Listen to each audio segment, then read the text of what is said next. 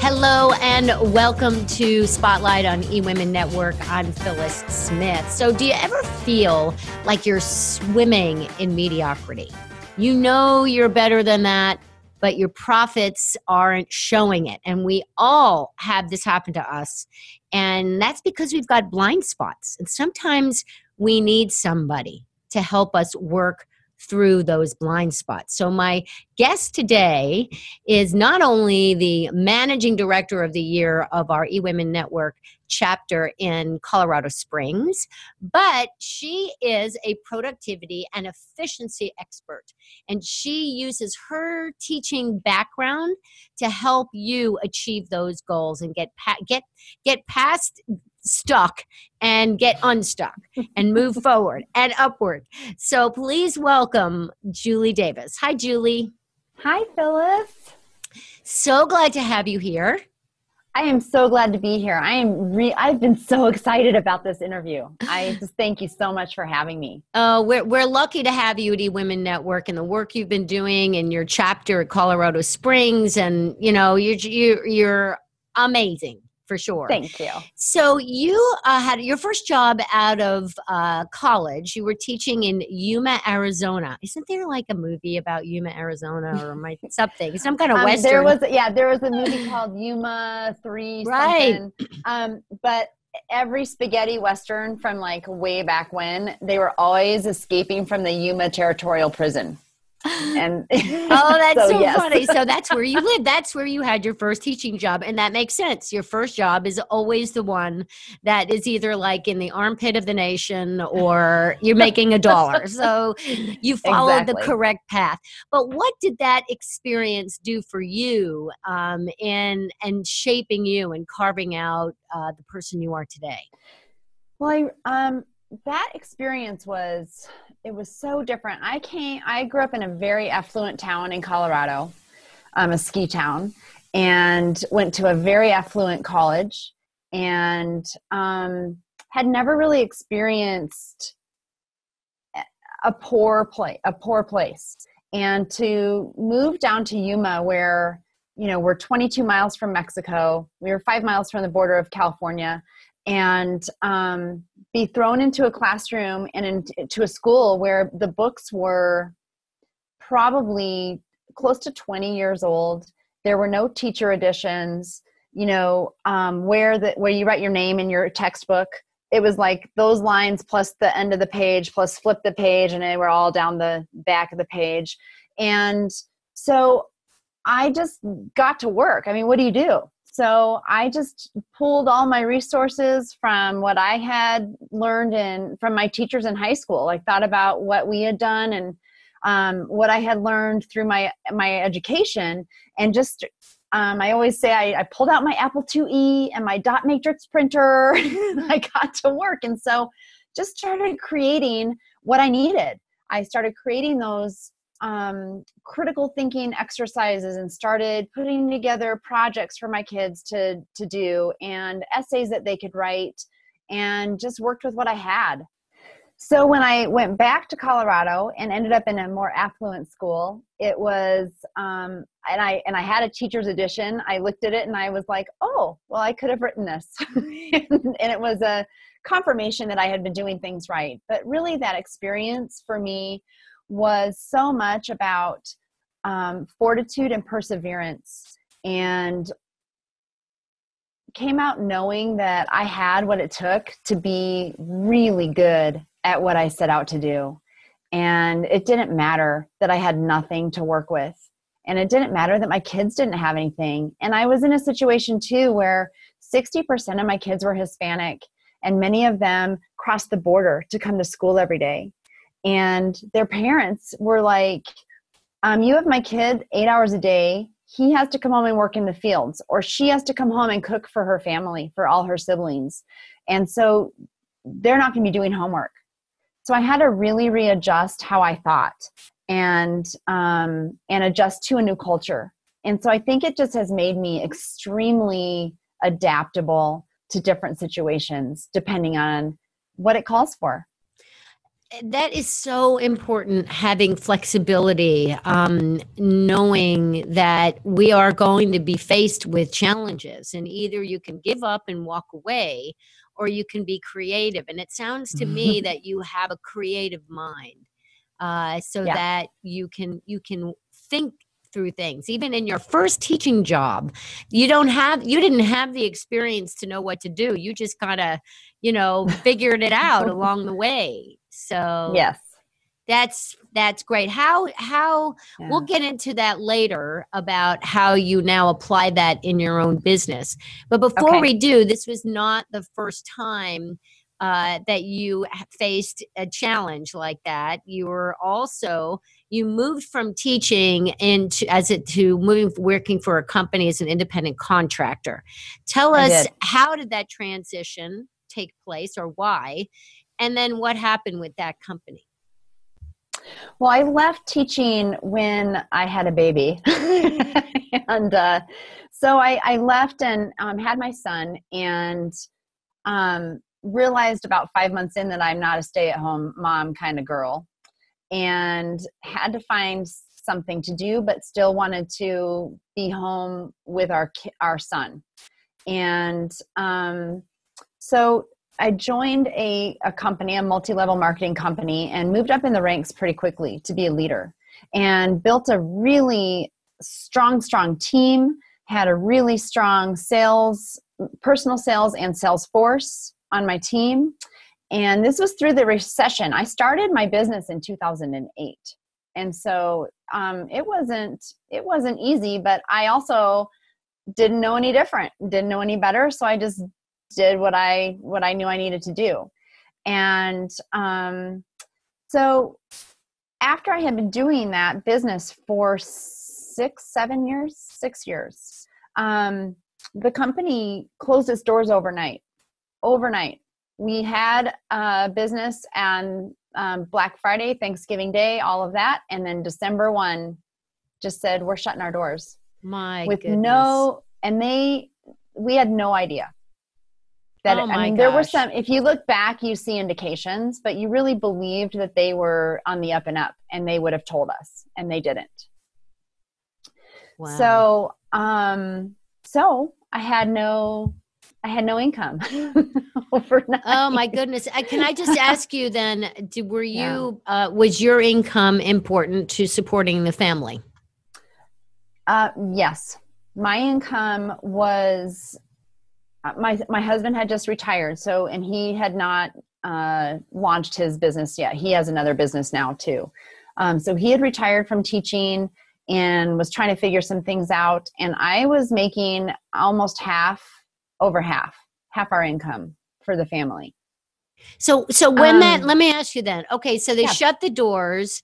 You're like, now what? So you obviously rebounded. But, I did. But what was the process for that rebound? I think there's a really important lesson here that, in terms of resilience and how important resilience is. So tell us about the rebound. Well, I need to first and foremost say that I was part of eWomenNetwork then, and I don't believe I would have been able to do what I've done without it. And it's a unabashed, unapologetic, that's what it was. And that's what eWomenNetwork means to me. So much deeper than people might realize. But for me, the rebound was... Before you go on, I do want to know, back then, so you were a member of eWomenNetwork. Yeah. So what was it that helped you, that kept you going? That's a good question. So when you're in network marketing, you have a community of people around you who are your teammates, who are your leaders, who are your people. And so many of the women that were on that ride with me we all lost our whole community. We lost everything. But the first people to reach out to me, I hadn't said a word. They just heard it through the grapevine that my company had closed. The first people to reach out to me were the eWomenNetwork. What can we do? How are you? I think you should read this book. All these things. And I went for for 5 months, I kept going to our meetings and I didn't have anything to offer. I just was there to hold on and figure out what I wanted to do. So that was a huge part of my rebounding. But it also gave me permission to explore options. And because of the things that they were talking to me about and these women were throwing my way, books that I should read, tests that I should take, all these things, it became an exploration of what are my strengths and passions. Yes, and women entrepreneurs, we could be very bossy, but bossy in a good way. Bossy in a very loving way. But it truly became, and I had already started feeling itchy before my company closed. I had already had these inklings of, you know what, I really miss teaching. The things I love most about what I'm doing right now are the trainings, the leadership trainings, all the stuff that I was doing at conference to train. I'm at national conference. Those were the things that were filling me up, and not the selling. And so I started thinking about what was it that are truly my gifts and passions. And I am at my very core an educator, a teacher. And so I also knew, and this goes back a little bit to Arizona and me as a teacher, but I also knew that I'm very organized, and I'm very good at helping others figure out their priorities and making space so that they can do the things they want to do, as well as the things that they have to do, need to do. And so I created a business out of it. And eWomenNetwork embraced me and filled me up and put me in front of the right people. And I have an amazing business because I have followed my passion and my heart. And I think it's important, it's your passion, but also we all have gifts. So, if you're listening or you're watching and you are in that place where maybe your company closed its doors, or you're itching to get out of your company, or you're in a business, even your own business, that just might not feel like the right fit. I think what Julie is saying is to God, what lights your fire? What puts a smile on your face? What makes you feel like it's just timeless? The kind of thing that you do when you don't realize what time it is. Next thing you know, 3 hours have passed. Right. And I think too, Phyllis, the other important part of that is if a block gets put in your way, it's really important to find the door that the universe is opening. Like, why did you get kicked in the butt? Why did you get slapped in the face? It's not a why me. It's like, oh, okay. What's next? My husband was like, well, I guess the universe just gave you a message loud and clear. You better stop just talking about what you might want to do and find out what you want to do. So. I love him. That's great. That's great. Yeah. So the other thing that I learned about you is that this is so cool. So you were a ski racer through college. Now, you said you grew up in Colorado. I guess everybody there skis. So let's just face it. You're going to ski if you live in Colorado. Yeah. But you were a racer. So tell us about that and how that sport taught you, and what it taught you in terms of being in business. So I grew up in a ski town. It was a town then. It's bigger than a town now. It's Breckenridge, Colorado. And so was on skis when I was very, very young and started racing when I was 9.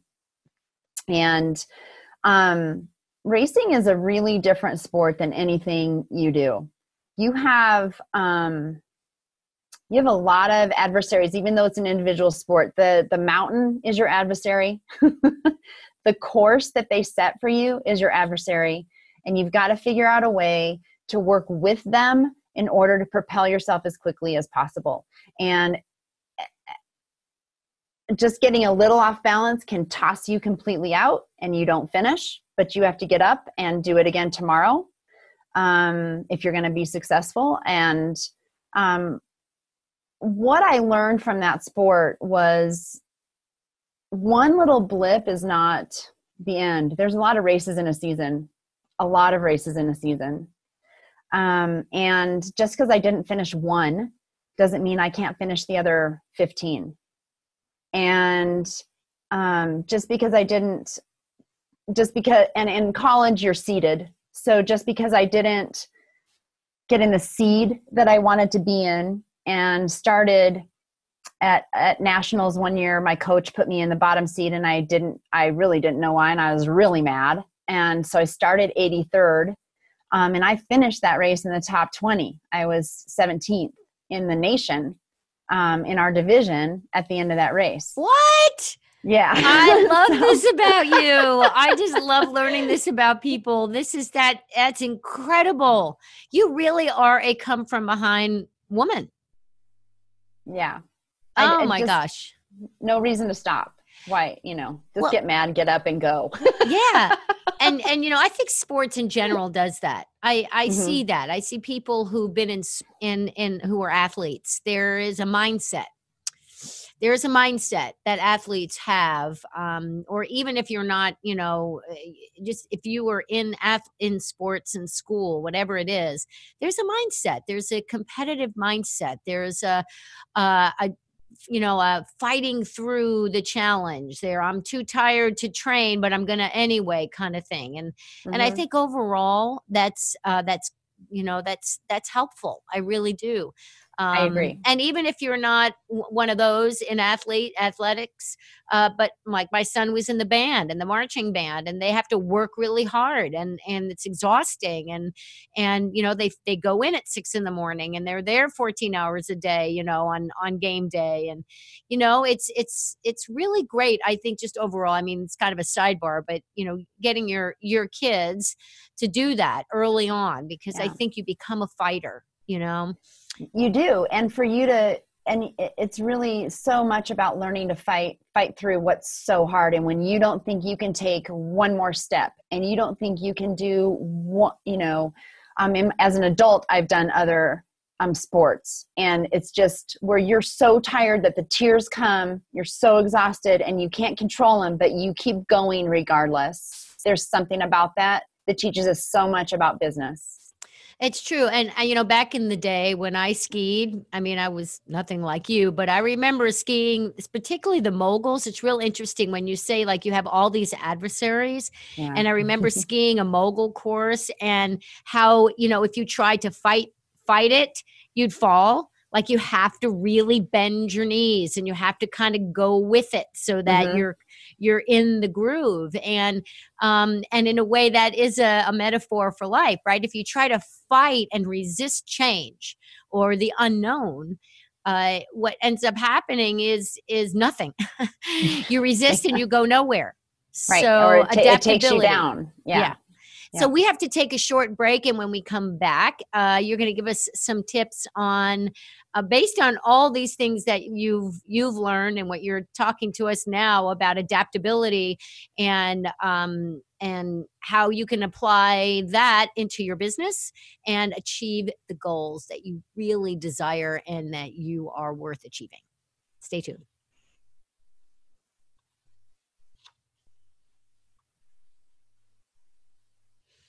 Okay, welcome back. I'm Phyllis Smith with Spotlight on eWomenNetwork, and I'm talking with Julie Davis. She is the Managing Director of the Year. She got the award last year at this past summer at our conference, and she is the Managing Director of our Colorado Springs chapter. And she's been telling us about experience she's had as a teacher in Yuma, Arizona, going from a very, growing up in a very rich, affluent neighborhood, going to this very poor neighborhood where most of the kids had to cross the border from Mexico, and how she had to just adapt and come up with creative ways to teach and make a difference. And then she lost her work, for this network marketing company. They closed their doors all of a sudden.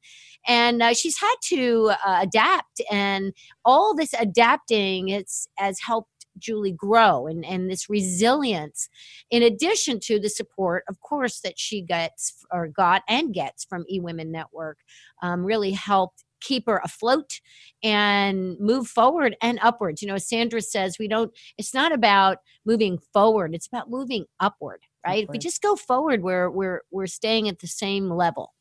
And some of you might be very happy doing that. So no shame in that.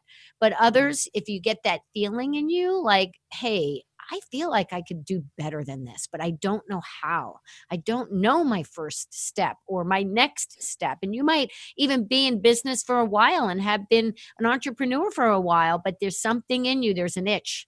And you need someone to help you with those, navigate those blind spots. So that's who Julie Davis is. That's what she does.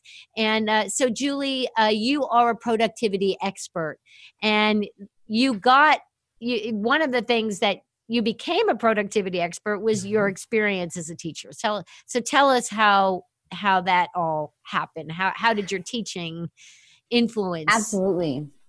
So when I was teaching, I taught English, high school English, and I would say English and math teachers do more work at home than anyone out there as far as teachers go. They work extremely hard. English teachers have a lot of essays to grade. Math teachers have a lot of math problems, all those steps. And so what I found when I started teaching was that these teachers were working so hard and so long, like way into the night every night, and then all weekend long every weekend. And I'm gonna be straightforward, transparent with you, Phyllis, and everyone out there. I am just selfish enough that I like to do things for me that there was no way I was doing that. So I was going to figure out a way to not do that, and not have my students suffer for it. So I watched a lot of teachers work themselves just into a frenzy, and also teachers who never gave papers back to their kids. And those students would never see their work again graded. And how unfair is that they did the work, but you didn't? So right. And how do they know what if they've achieved their own goals? I mean, exactly. So it's really amazing. Go ahead.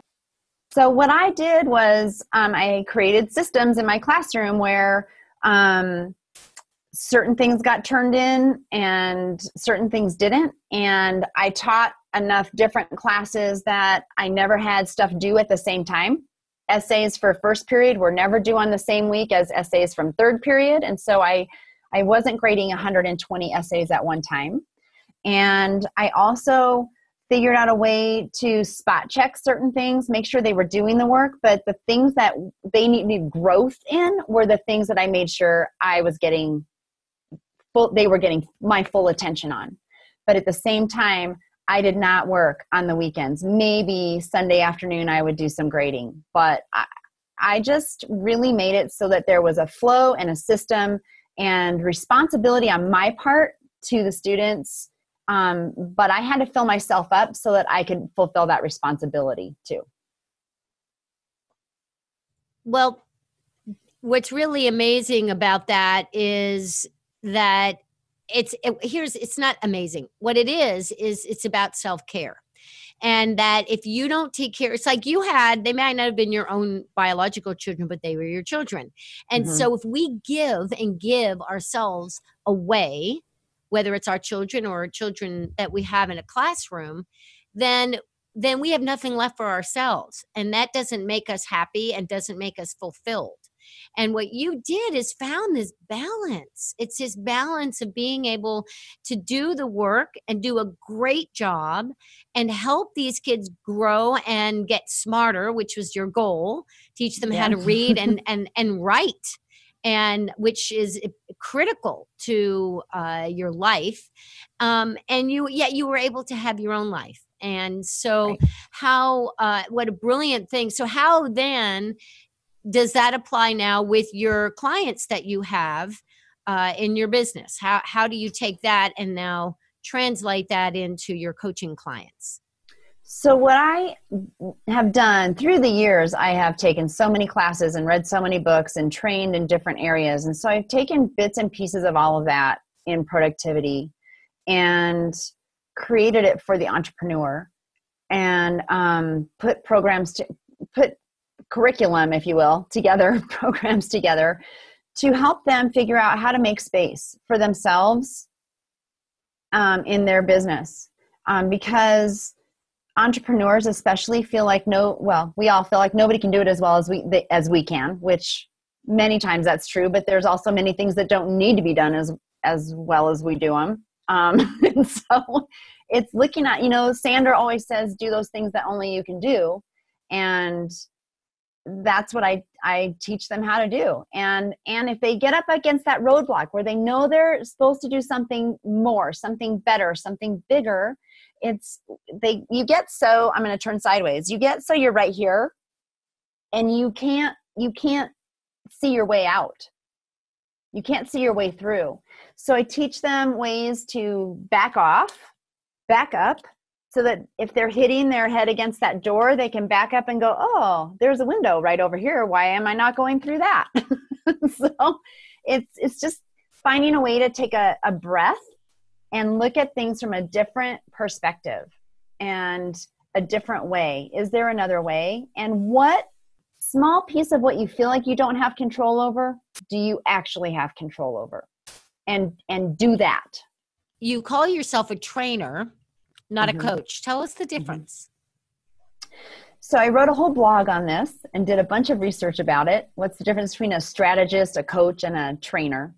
And a coach is someone who generally works with their clients one-on-one and is teaching them a lot of times back-end systems and different kinds of system, like business type systems. And a trainer, when I was doing my research, is someone who works often in a group setting, which is where I thrive and what I love is that group setting. So, and I'm taking processes and systems that are within you, not without you, not outside of you, and imparting them into my clients, into the group, so that they can walk away and have me on their shoulder saying, excuse me, is that the most important thing you need to do? Excuse me, is that in your big 3 today, or whatever it might be? So I'm really giving them new patterns and habits to walk away with and instill in them so that they can keep doing those when they leave me. When you talk about working with a group, are you talking about like doing a Zoom call, or are you talking about you have like an online program? What is it that you have? I run a live 6-month program, heart-to-heart, face-to-face, person-to-person, and I am just launching in January a Zoom version of that, where there is that live connection. It is not online automated. I feel very strongly that it's important for me to know their businesses and know what they are all about so that I can make what I'm saying and doing very I was just an English teacher. I can't come up with the word. Customized, very customized to each of their businesses and their own bad, if you want to quote unquote, bad habits that they have, so that I can help them. And they help each other. It's very mastermindy. Tell me, mastermindy. I like that. That's a good word. So one last thing before you leave. In a nutshell, what can somebody do right now? Because one of the things you did when you were a teacher and you figured out how not to work on weekends, but you still could be a good teacher. What would be one thing that people who struggle with time management, what can they do today, as soon as they stop watching or listening to this interview, what can they do to help manage their time better? I would like you to remember the 3 Ds. When you look at everything that's on your list that you need to do in a day, in a week, however long your list is, your 3 Ds are do it, delegate it, or dump it. And the do-its are the things that only you can do. Those are the do-its. And you can only do a couple in a day. And then the delegate-its are who else can do that. And it can be as simple as who else can grocery shop for you, who else can go to the those little things that are on your list that you really aren't the only person that can do. And then the dump-its are what's been on your list for months and months that just really clearly is not that important. Get rid of it. Very simple. I love it. Do it, delegate, dump it. Perfect. You got it. All right. On that, thank you so much. We just did it. I just so enjoyed our conversation. If you want to reach out to Julie, you can find her at juliemillerdavis.com.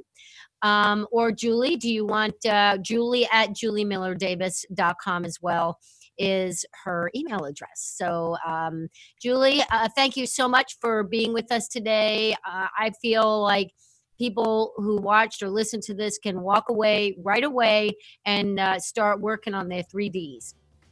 Thank you so much, Phyllis. I really enjoyed this. My pleasure. And it was a pleasure to have you. And it's a pleasure to have you up there managing our Colorado Springs chapter. Thank you. And congratulations for being Managing Director of the Year. That is not easily done.